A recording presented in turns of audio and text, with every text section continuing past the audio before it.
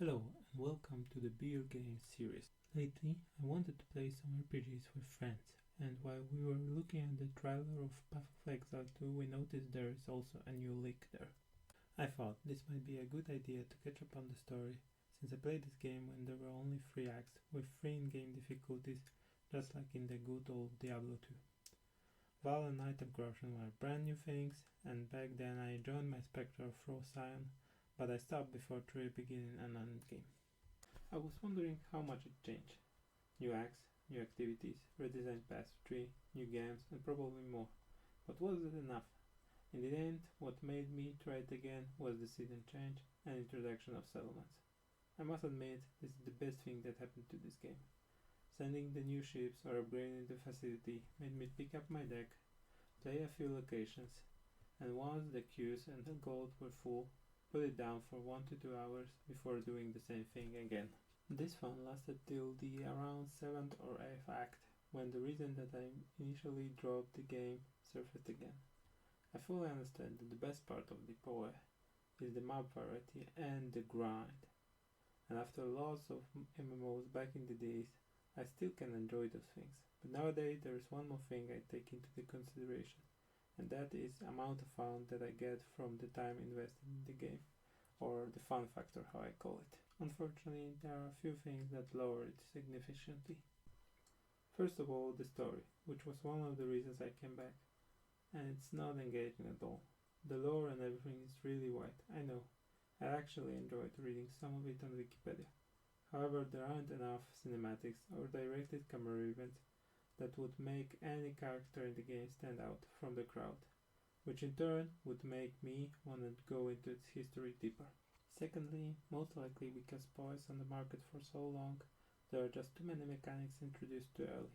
I played this game like 8 to 10 years ago, which made me feel like a new player now, though I can still make few connections here and there. Unfortunately, all of those hideouts, mines, heists, makes little to no sense to me. Why should anyone invest time in those? Moreover, affixes of some monster makes absolutely no sense, and some of the effects they place on the player too.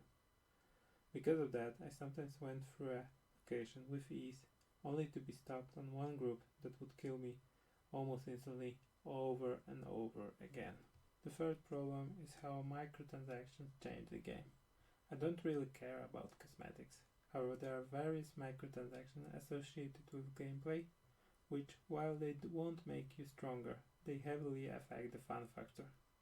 For example, one of those is the stash expansion. Even though sorting is not required in the game, value stash make all of the difference in using the orbs or trading them. Fourth thing would be the labyrinth and the ascendancy classes associated with it. Even though it sounds like a nice change of pace, all those traps till the endgame feels like they are doing absolutely nothing. Moreover, during one run, you have to fight the same boss in 4 phases over and over again. And what's the deal with it? I don't know. It also doesn't feel labyrinth-like, just a normal map with some traps and closed doors. Fifth is the filter system. It is a really powerful tool with many implementations designed by other players that you can download. Those can help you by showing items relevant at each stage of the game, even on the minimap. However, it is not clear how to use it. Even though it will make your games easier, you have no idea what it does, or what you miss by using it. Sixth, and the last thing that I know will be a controversial one, is the game currency system. Orbs that can alter items or help you respec, also the trading currency in the game. Of course, there are some guides that will tell you the best deals, what to pick up and what not. However, how can a new player guess it? How can he know the worth of an item or the herb that you get? Well, basically you can't. If you don't have the premium stash and the filter system to keep track of them, soon you won't even know how many of those you have. Introduction of the gold and the new trade market in the league makes it a bit clearer, but it's still not enough in my opinion.